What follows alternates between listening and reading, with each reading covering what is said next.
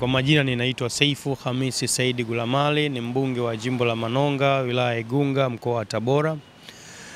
Kwa kipindi cha miaka minne cha Mheshimiwa Rais Daktari Samia Suluhu Hassan ndani ya jimbo la Manonga, lakini pia kwa nchi kwa ujumla, amefanya mambo makubwa sana ambayo kimsingi tunaweza tukasema amevunja rekodi ama amefanya vitu ambavyo watu wengi walidhani visingewezekana, lakini Daktari Samia Suluhu Hassan ameweza kuvithibitisha kwamba amevifanya.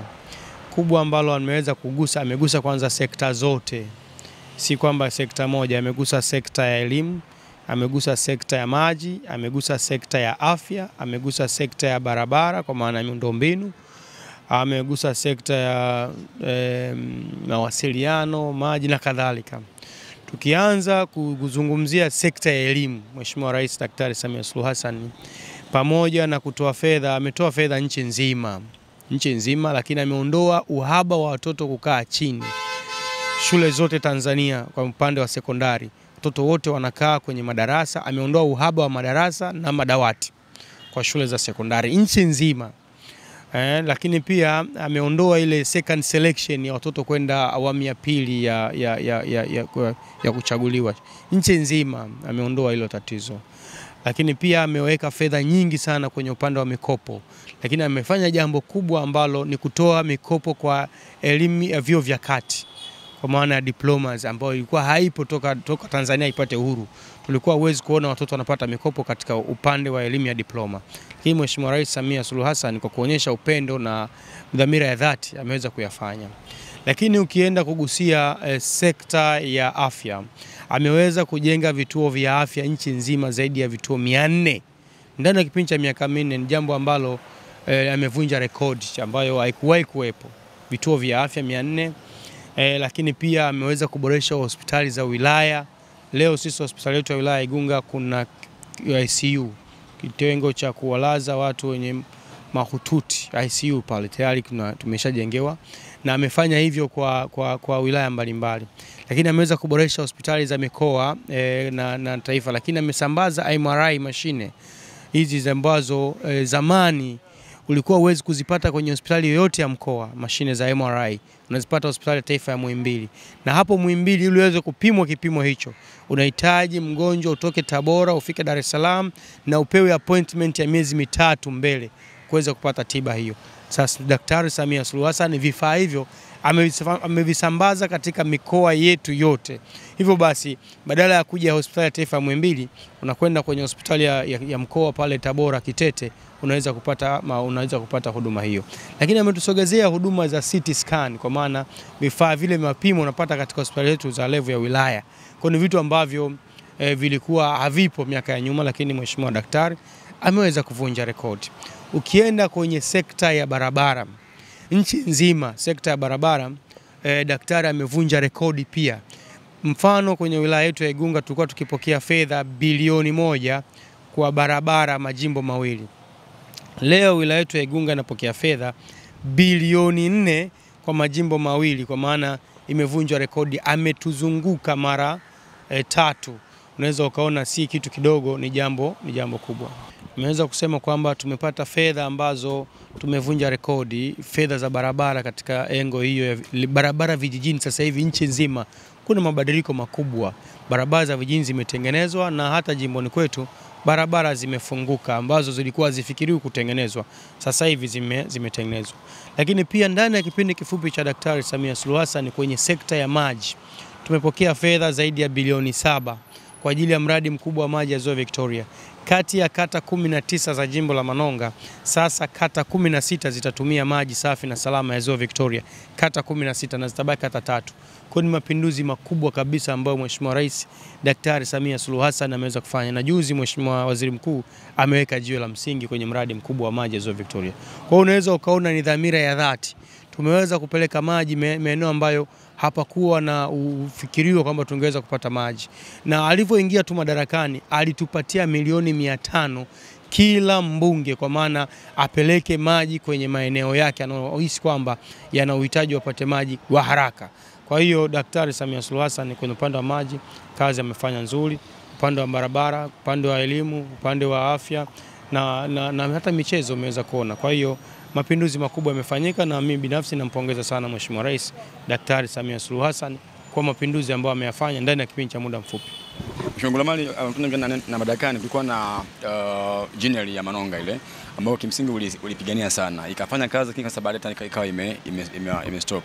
Nini ulikuwa kuna labda kwa serikali, kwa sababu watu wanafikiri Manonga wanema pia pamba na mambo zao kubwa la biashara kwa mkoa wa Tabora. Nini ulitoka kwa serikali kuhusu General ya Manonga? Kwanza nitumie fursa hii kumpongeza Mheshimiwa Rais kwa miradi mikubwa ambayo amekuwa akiifanya na ya kitaifa. Tumeona ameweza kukamilisha bwawa la Mwalimu Nyerere. Sasa tunapata maji umeme wa megawati zaidi ya 2100 na ukijumlisha tuna karibu megawati 4000 kwenye grid ya taifa. Lakini ameweza kukamilisha ujenzi wa treni ya umeme kutoka Dar es Salaam mpaka Dodoma, lakini bado ameanzisha miradi mingine ya treni ya umeme kutoka Tabora, Dodoma Tabora, Tabora Mwanza, Tabora Kigoma, na sasa tunaona SGR nyingine nafikiriwa kwenda mpaka Burundi na Kigoma na Kongo.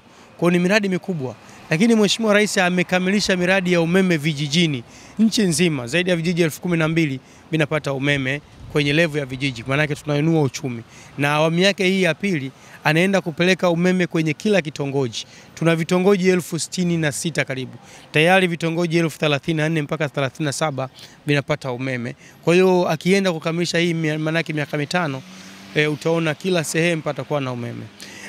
Upande wa kilimo, sisi jimbo letu la Manonga tumepokea ruzuku ambazo yeye mwenyewe kupitia Wizara ya Kilimo ameweza kutuletea mbegu na mbolea. Kwenye wakulima wanapata mbegu za pamba, wanapata mbegu za mahindi na kadhalika na mbolea katika kusaidia sekta ya kilimo. Lakini amesamehe madeni. Mwaka jana sisi jimboni kwetu na wilaya yetu ya Igunga zaidi ya bilioni 5 kwa upande wa wakulima ilisamehewa na serikali yake ya Daktari Samia Suluhu Hassan. Kwa hiyo wakulima hawakukatwa zile gharama ambazo walipaswa wakatwe baada ya kuwa wamekopeshwa. Kwa hiyo hili nampongeza sana Mheshimiwa Rais kwa dhamira yake njema ya kuhakikisha kwamba anasaidia sekta ya kilimo. Lakini sisi jimbo letu pia tuna kiwanda cha pamba ambacho kinachakata pamba, na baada ile pamba tunaweza kupata mbegu, mbolea and mbegu, lakini pia tunaweza tukapata wanasema malighafi mbalimbali za matumizi ya uzalishaji wa nguo na vitu vinginevyo. Sisi kile kiwanda chetu tuliweza kupata mzabuni au mkandarasi au nani wanaitwa wale wawekezaji. Mwekezaji akaweza kuwekeza pale, amerani miaka 2 na baadaye muda wake wa mkataba umeisha, umerudi kwa washirika ambao ni wadau ambao ni Gembe Sabo. Sasa Gembe Sabo kwa sababu hawana capacity ya kurani na tayari ziko jitihada kati ya wizara na ile wanaita vikundi vile vya ushirika AMCOS ambao ni ushirika wetu wa Gembe Sabo ambao ndio wanasimamia kile kiwanda. Yako mazungumzo kati ya serikali na AMCOS na mabenki kwa ajili ya kuwa finance waweze kurani kile kiwanda cha Manonga. Lakini kiujumla tunampongeza sana Daktari Samia Suluhu Hassan kwa kazi kubwa ambayo ameifanya kwa kipindi cha miaka 4.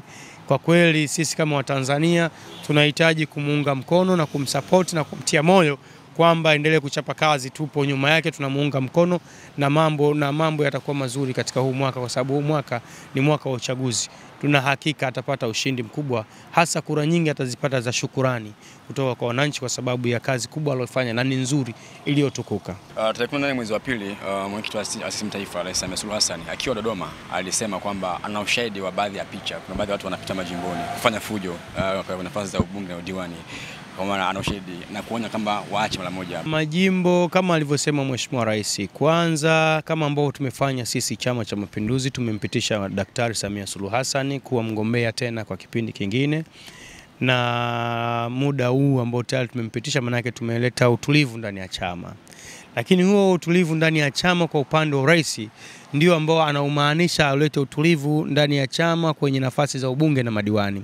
Kwa hiyo ameweza kutoa matamko mbalimbali, chama kimetoa matamko kwamba wenye nia na kutarajia kutaka kugombea muda wa kugombea bado, na kwa sababu zoezi lenyewe ni la mwezi wa 7 na mbunge na diwani yuko madarakani mpaka tarehe 30 ya mwezi huu wa 6. Nadhani ile kauli imetangazwa na imesambazwa sana na media, na media ni wapongeze kwa sababu wametumia fursa kuieneza hii taarifa iwafikie zaidi kwa ukaribu wananchi na wanachama wa vyama mbalimbali.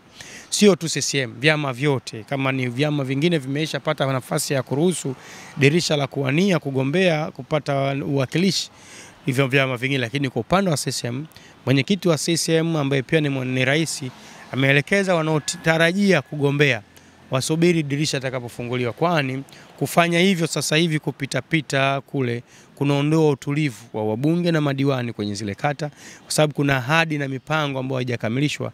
Nadhani kwa kipindi hichi cha miezi miwili iliyobakia iko nafasi ambayo madiwani na wabunge wanaweza wakatimiza wakafanya na wakatimiza ahadi ambazo wameahidi. Lakini unapowaingilia, manake unamtoa focus ya kutimiza kila alichoahidi, kwa sababu mtu anapochaguliwa anachaguliwa afanye kazi kwa kipindi cha miaka 5, na katika kipindi cha miaka 5 muda wote katika vipindi hicho, kwa sababu ni mkataba wa miaka 5, anaweza kutekeleza yale aliyokuwa ameahidi mpaka miaka 5. Ikishakamilika ile miaka 5, sasa sisi ambao tunataka kugombea au kuuliza maswali, unaenda kumuuliza mgombea au mliyekuwa umempa nafasi kwamba tulikupa nafasi ya kuwa mbunge wetu, tulikupa nafasi ya kuwa diwani wetu, ulituahidi jambo fulani, hujatekeleza.